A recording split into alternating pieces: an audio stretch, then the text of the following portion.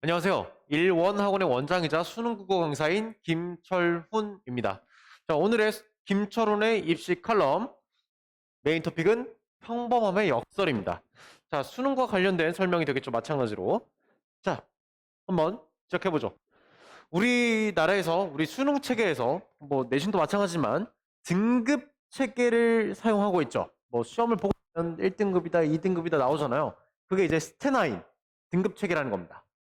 이제 스탠다드 9, 이제 평균 값을 이제 평균을 낼 때, 이제 9덩어리로, 나눈다, 뭐 그런 뜻의 합성어인데, 이미 여러분들께서 많이 아시고 계시겠지만, 혹시 모르니, 학생들이 시험을 보고 나면 쭉 점수 분포가 쫙 깔리겠죠. 뭐 빵점부터 만점까지, 그리고 이제 만점에서부터 등수를 나눕니다. 그렇게 해서 이제 상위 4%, 뭐 상위 11% 쭉쭉쭉 나눠요.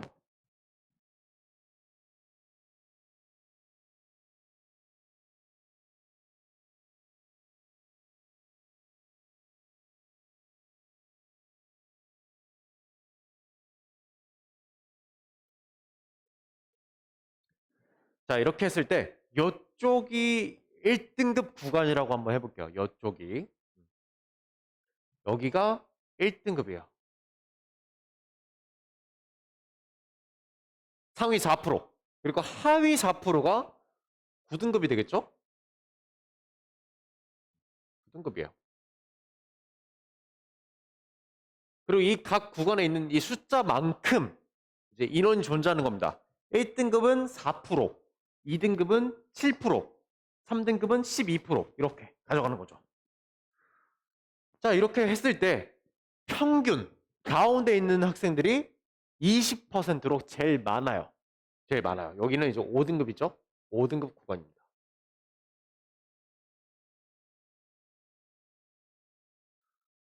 자, 이 말씀을 왜 드리느냐? 평범함에 대해서 말씀드리고 있잖아요. 평범하다. 우리 학생이 평범하다. 되게 일반적인 표본이다. 일반적인 학생이다. 라고 한다면 평균값에 근접한다는 말이랑 같은 말이에요. 생물학적으로도 말이죠. 생물학적으로도. 근데 그것을 성적으로 시험으로 가지고 오면 이제 이상한 일이 벌어집니다. 그래서 역설이에요. 우리 학생이 평범해. 사실 좋은 말입니다. 사실 평범하다는 게 나쁜 말이 아니죠. 일반적이고 평범하고 정상적이다. 네, 맞아요. 네, 생물학적으로 정상이라는 것은 평균에 가까워야 되거든요. 생물학적으로 이 양 끝은 비정상이에요. 뭔가 문제가 있는, 생물학적으로 뭔가 문제가 있는 사람이 이제 이 양 끝단에 위치하게 되죠. 이 가운데 있는 사람들이 정상적인 사람이 되죠. 뭐 정상, 비정상 그런 건 좀 이상하지만 생물학적으로는 그렇습니다. 생물학적으로. 자, 근데 아까 말씀드렸다시피 우리 평범하고 일반적이고 정상적인 학생을 성적으로 시험으로 가지고 오면 이상한 일이 벌어지죠. 우리 학생의 등급이 5등급이 됩니다. 조금 더 넓게 볼까요? 시야를 크게 4등급, 5등급, 6등급 구간이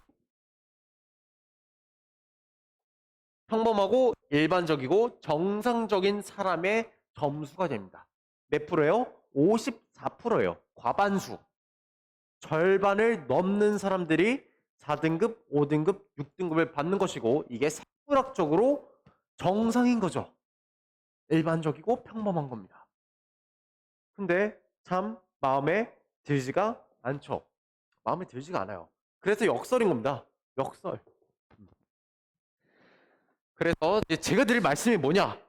우리는 비정상을 향해서 가고 싶은 거예요. 이쪽 말고, 그렇죠? 이쪽 비정상을 향해서 가고 싶어요. 우리는 비정상인이 되기를 희망하고 있습니다. 역설적이기도 말이죠. 정상적으로 평범하게, 건강하게, 평균에 맞춰서 태어났는데, 시험 공부를 함에 있어서는 우리가 경쟁에서 살아남기 위해서는 비정상인이 되어야 되는 거죠. 역설적입니다. 자, 그래서 제가 드리고 싶은 말씀. 비정상 구간으로 들어가고 싶죠? 그렇죠? 그러면 평범하게 공부해서 될까요? 일반적인 공부로 될까요? 안 된다는 거죠. 안 된다는 겁니다. 제가 고등학교 1학년, 2학년 때 생각했던 게 바로 이거였어요. 남들이 다 하는 일반적이고 평범한 방법으로 평범하게 공부를 하면 점수가 뭐가 나와야 정상이에요? 평범한 평균이 나와야 정상이죠. 네, 맞아요. 모두가 받는 점수를, 대부분의 사람들이 받는 점수를 받게 되는 거죠. 그죠? 자, 그래서 제가 생각을 바꿉니다. 아, 남들이 하는 방법으로는 나는 하지 말아야겠다. 난 남들이 안 하는 방법으로, 새로운 방법으로, 특별한 방법으로 접근을 해서 특별한 점수를 받아내겠다. 나는 비정상인이 되겠다. 라고 다짐합니다. 그래서 국어든 수학이든 영어든 탐구든 제 공부 방법은 굉장히 특이합니다. 남들이 들었을 때 거의 약팔이가 아닌가 싶을 수준으로 굉장히 특이한 접근법을 가지고 있어요. 그리고 그 특이한 접근법 덕분에 제가 거의 전 과목에서 고정 만점을 받아낼 수 있었던 거죠. 특별한 점수를 받고 싶으면 특별해야 됩니다. 뭔가가 특별해야 돼요. 뭐 저처럼 특별한 방법을 배워서 남들이 안 하는 방법을 배워서 특별해질 수도 있는데 뭐 다른 방법도 제시를 좀 해드릴게요. 정리를 해드릴게요. 우리가 특별해지고 싶습니다. 특별해지고 싶어요. 특별한 점수를 받고 싶어. 특별한 점수. 물론 9등급도 굉장히 특별한 점수지만 우리는 그런 걸 바라지 않잖아요. 특별한 점수. 예를 들어서 1등급 이상. 상위 4%. 극소수만 가져가는 특별하고도 이상한 그리고 비정상적인 점수죠. 특별한 점수를 받고 싶으면 어떻게 해야 되느냐? 특별해져야 됩니다. 우리가 특별해져야 돼요. 남들이 아까 제가 한 것처럼 남들이 일반적으로 사용하는 방법이나 접근 방법을 사용하지 않고 나만이 접근하는 방식을 새롭게 만들거나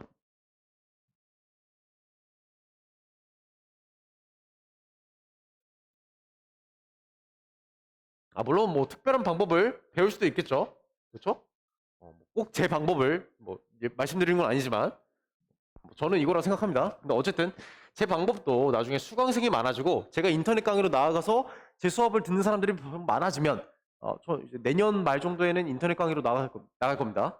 그러면 제 방법이 좀 많이 흔해지겠죠. 그죠? 그러니까 특별할 때 배우세요. 어쨌든 뭐 홍보하는 건 아닙니다. 자, 두 번째. 특별한 방법, 그러니까 첫 번째 특별한 방법으로 특별한 점수를 노리던가. 그죠? 남들이 안 하는 특별한 방법으로. 두 번째. 일반적인 방법을 배우되 뭘 하면 특별해질 수 있을까요? 특별한 노력을 하면 되겠죠. 남들이 하지 못하는 특별한 노력을 하면 마찬가지로 특별해질 수 있겠죠. 물론 하나가 더 있어요. 근데 이거는 이제 좀 그러니까 뭐 있어요? 특별한 재능을 타고나면 되겠죠. 근데 이거는 좀 그렇죠. 별로 넣어놓는다고 의미가 없으니까 두 가지. 근데 사실 두 가지를 다 쓰면 더 좋겠죠. 특별한 방법이 없을까? 남들이 생각해내지 못하는 특별한 방법은 없을까? 특별한 관점으로, 새로운 관점으로 볼 수는 없을까? 조금 더 높은 관점에서 볼 수는 없을까를 고민하는 동시에 남들이 하는 노력보다 더 특별한 노력을 가한다면 매우 매우 특별해질 수 있겠죠. 그렇죠? 역설적이죠. 그렇죠? 우리는 비정상인을 향해서 나아가고 있는 겁니다. 그러면 비정상적인 공부 방법을 취해야 비정상적으로 노력을 해야 그래야 비정상적인 점수도 받을 수 있겠죠. 한번 생각을 해보시면 좋겠습니다.